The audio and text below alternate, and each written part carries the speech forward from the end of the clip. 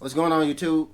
This is your boy Cornell, the Tech Savvy Rider. Hey, if you are watching this video before the year 2021, that means that I came back from the future to show you this on December the 29th of 2020. That's how important this is. I'm here to tell you that 2021 will be a better year for everybody. Just letting you know to be patient. Wait these next couple of days. 2021 will be right around the corner. Now for me, this is what I've been up to. I have stripped down Black Flash. I've been working on it for about two to 3 weeks now. I'm on the final week of putting it all back together. It started out as a simple post on Facebook. Hey, I'm looking for these type of speakers so I can add to my Goldwing. Everybody know I have a problem hearing, so I wanted to add some additional speakers to my bike to give me a better chance or a better sound while riding my bike.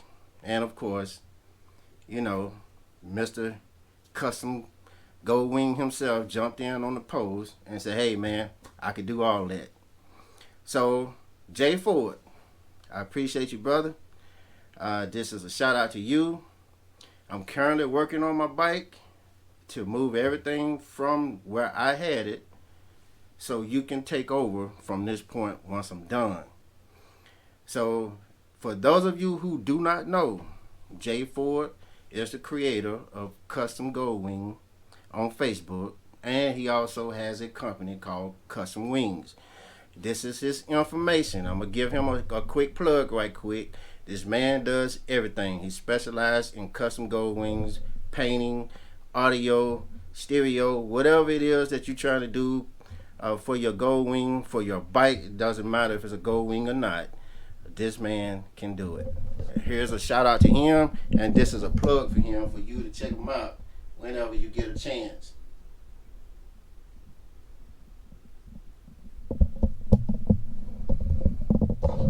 My brother Jay Ford, I hope that helps out a little bit. And of course, once you're done with my bike, I'll be giving another advertisement out to you. I'm all about helping my fellow brother create, get started. You're opening up your own business, and I'm proud of you. I was trying my best to be one of your first customers, but it's looking like this product that I ordered is not going to come in at the time I was expecting it for it to come in. But I wish you the best of luck, my brother, and I have my bike down to you as soon as these parts come in. But from this point on, I want to show everybody else the setup that I have set, or that I'm getting ready to set on Black Flash the Goldwing. So I'm going to take you through out of the trailer, and we're going to go into the garage, and I'll show you exactly what I'm getting ready to do, or what I'm doing, or what I have been doing for the last 2 to 3 weeks. So y'all stay tuned. GoPro, stop recording. Hey, hey, hey, hey.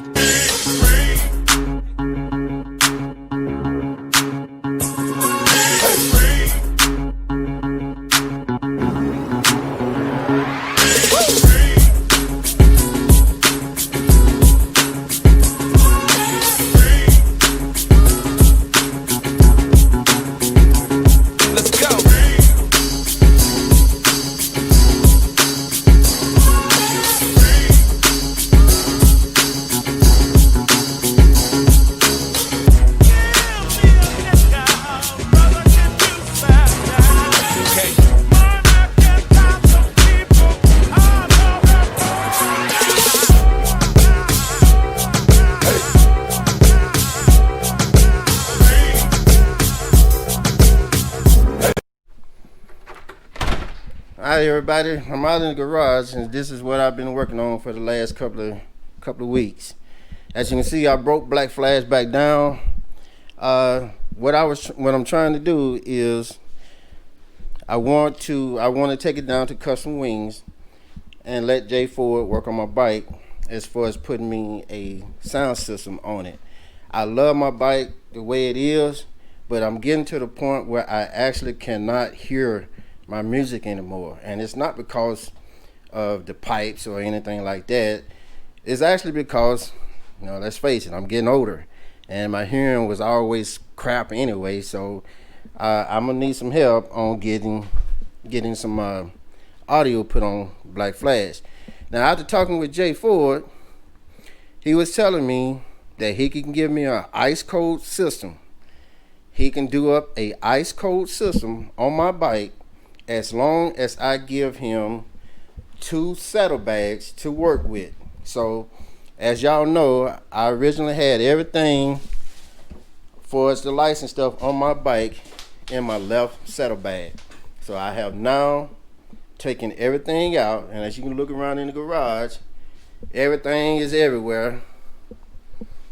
All that came out of this saddlebag, plus along with the mess that I'm making on moving everything around.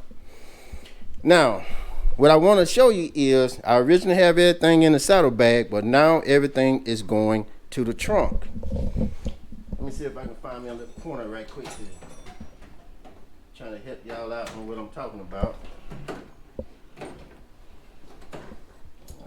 Let's see. I'll use my little tool right quick. Okay.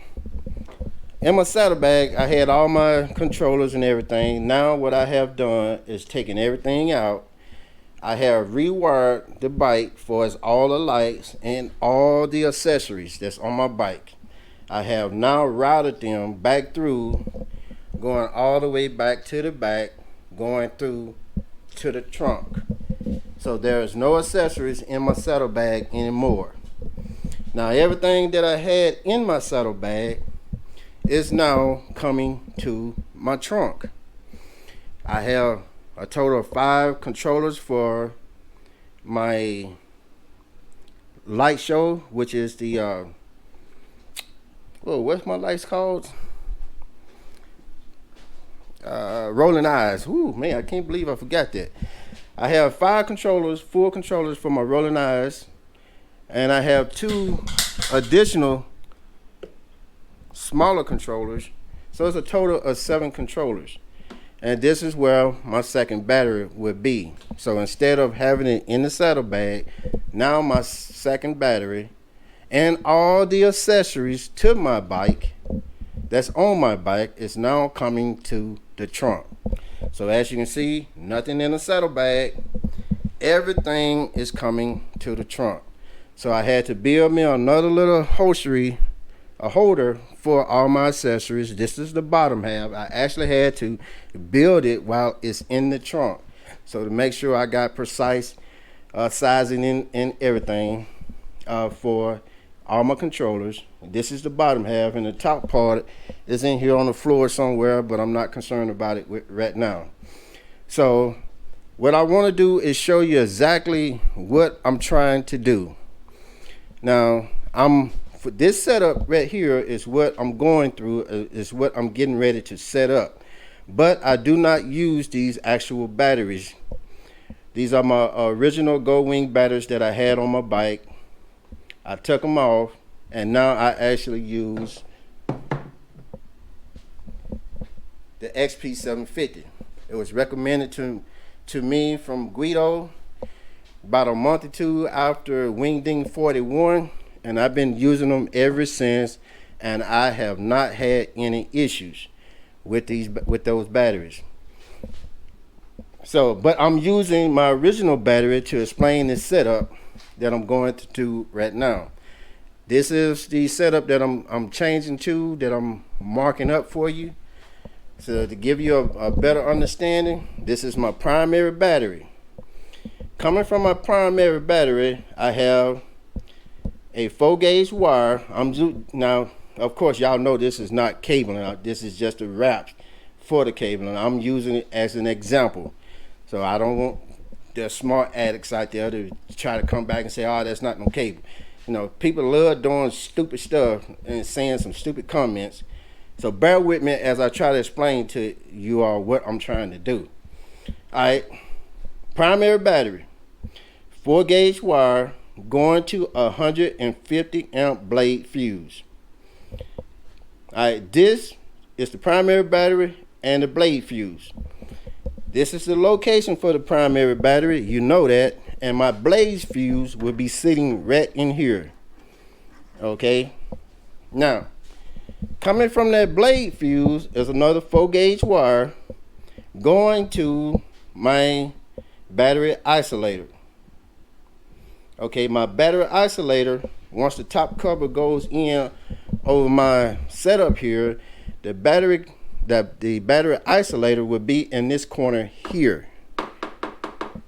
Okay, coming from the isolator is another 4-gauge wire, 4-gauge cable going to another 150 amp blade fuse. Okay, that blade fuse will be sitting right beside the battery isolator, as you see in this diagram here, right beside it. Coming from that 150 amp blade fuse, 4-gauge wire going to the positive side of the second battery. This is the second battery, so that positive cable will be going all the way through to run back over here. Okay, now because all my accessories, I want to back up for a minute and explain to you that each one of my controllers here will have its own connection with a fuse block coming from the switch that's in the front. Each of the controllers will have its own fuse block that's connecting them, and then the positive side of this fuse block will be also going to the battery, going to the positive side on the battery here. So there will be no connection coming from the primary battery. Everything will be connected to the second battery. So as of right now, all of my lights on my bike will be controlled by this first fuse block, strictly for all my rolling eyes controllers and lights. Okay, I got 7 controllers, but I got 8 flip switch, cutoff switch. The middle one would be for a light that I have back here. So that's the difference in this setup. All right, now the lights are being ran by their own controller, their own fuse block. So keep that in mind. Also from the second battery is another 4-gauge wire going to another 150 amp blade fuse, which is now connecting to another fuse block. So this would be the second fuse block in the trunk, which will be set up right beside the secondary battery in the trunk. So fuse blade, 150 amp going to the fuse block. Now all the other accessories that's on my bike, which is all this cabling here, all this hot wire cabling here, it will be going to this secondary fuse block. So all the accessories are going to the second fuse block, and I'm doing it this way for a specific reason. Why, you may ask, is because this second fuse block is going to be hot.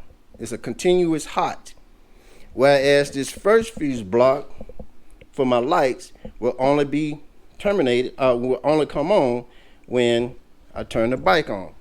So in other words, there's no way I should be able to turn my lights on when the bike is off through these switches, because everything is going through on the first fuse block and the accessory connection coming from the fuse block located on the bike. So there's your blue cable. So when I turn the ignition, that's when this first fuse block get activated, but this second fuse block will be hot. So that means, why you want to have a hot fuse block? Okay, simple. if I want to wear my hot suit, anything that I want to plug in while I'm riding my bike, and say for instance, I'm parked, I still got on my hot suit, it's a little chilly for me, so I want to be able to turn on my hot suit. I'm just giving it as an example. I don't have to turn on my bike for my hot suit to be activated because it's on a hot fuse block, meaning that no matter what, this fuse block is always hot even though the bike is off. Now, because stuff that is connected to this fuse block will only be on or only be used when I need it, even though this fuse block is hot, there's no connection going to it because I'm not wearing anything. No gloves, no hot suit, anything else that I might want to use while the bike is off. All the accessories will be going here. My GPS, my phone, all that stuff will be going here. But of course, you know that all my accessories also are connected to a termination fuse holder. So even though that fuse holder is going to my hot, they're actually turned off through the switch. So nothing will be actually on because it has its own cutoff switch, even though the fuse block is hot. Now this is where the challenge come in for me. What I'm trying to do is, when I get on my bike and I turn my lights on the rolling eyes or any accessories, and I also got my trailer running full blast with all the lights and accessories, and I do something like put on my hot suit or something to that effect or something similar, and I turn it on, either my bike or my trailer, the amperage going to the battery is being cut because my lights start flickering on either my bike or my trailer because I'm doing something like wearing a hot suit and it's on. So what I'm trying to do is make a full connection coming from the second battery going to a third battery, which is inside my trailer. I had a dual set up in there. Now I'm running another 750 battery in that battery box down there. So this is my connection of what I'm trying to do. I will have a hot wire 4 gauge coming from the second battery, but this one will be going to a circuit breaker. Okay, and the circuit breaker will be sitting right here in this corner. So secondary battery 4 gauge going to a circuit breaker.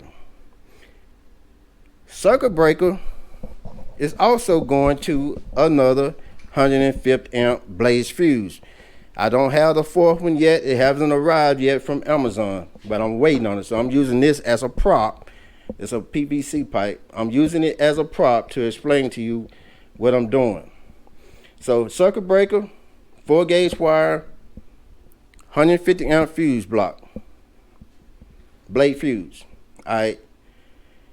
Now, all of that would be inside the trunk. Now, coming from the trunk, going under the bike would be a 4 gauge positive and another negative cable coming from the secondary battery. That's these two connections down here, positive and negative. They are running from the trunk, coming all the way under the bike. Okay, if you can't see it, I'll make sure I'm showing them to you. All right, those cables will be going to my studs that will be located on the inside of this box. So I will be punching 2 holes going through this box for my positive and negative cable. They will be connecting to these posts inside the cable, inside the battery box, and inside that battery box will be another 4 gauge wire coming from the positive and coming from the negative post going to the third battery that's inside the cargo box. So now I have a primary battery that has nothing connected to it. It is strictly for the bike. Nothing, no type of accessories is connected to it whatsoever. Have a 150 amp fuse isolator, which is sending that power to the battery. Isolator going to another 150 amp fuse, which is going to the secondary battery. As you can see in the diagram here, battery, 150 amp fuse, going to the isolator. Coming from the isolator is another 150 amp fuse going to the second battery. That's what you see here. All right, coming from the second battery is a 4-gauge cable going to my other 150 amp fuse, blade fuse, which is now going to my marine fuse box, which is here. So in other words, I'm saying all of this is all my accessories. The bike is running on the first battery. The second battery is running all my lights and my accessories. Because it's connected, all the accessories are connected to the first fuse block and the secondary fuse block. Now, when I want to operate my trailer, I now have power to send from my second battery to my third battery. Even though the third battery can operate the trailer, once it's discharged or starts discharging, it has no way to operate. It has no way to recharge. But when I turn on my circuit breaker, I am sending power from my second battery to my third. And my isolator is stopping all this connection back here from draining from my primary battery.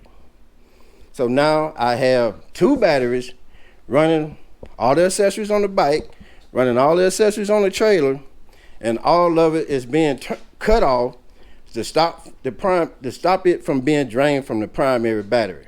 I'm hoping I'm making sense to you, but this is the best way I can explain it. Now, I'm pretty sure this and this can work. Primary, secondary, plus my 2-gauge, my 4-gauge wires going to both my fuse block. I know that can work because I've done it before. But this is going to be a new test run for me for the third connection coming from the circuit breaker, going out from under the bike, going to the third battery that's in the trailer. Now you say, okay, now once you make these connections, they're permanent. No, they're not. Remember, these studs would be inside the trailer battery box on the trailer. So if I want to disconnect the cable coming from the bike going to the trailer, and I want to disconnect my trailer, then this is where I'm putting together right now. Under the bike will be some tubing.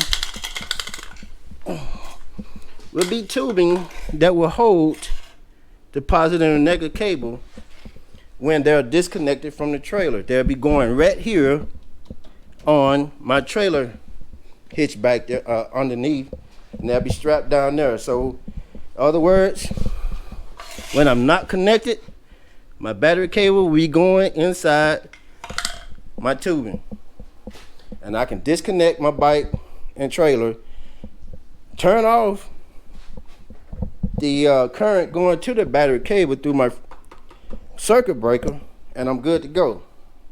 All of that will be tucked up under the bike. So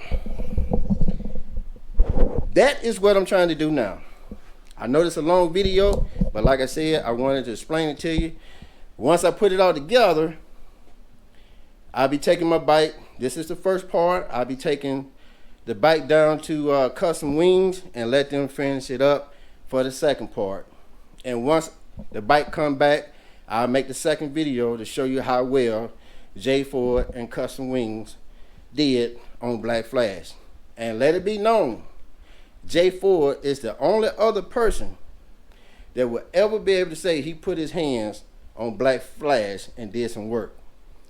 I do my own stuff. except for the dealership, unless you know. But nobody else would be able to say they put their hands on Black Flash and did some work. But Jay Ford will be able to say that.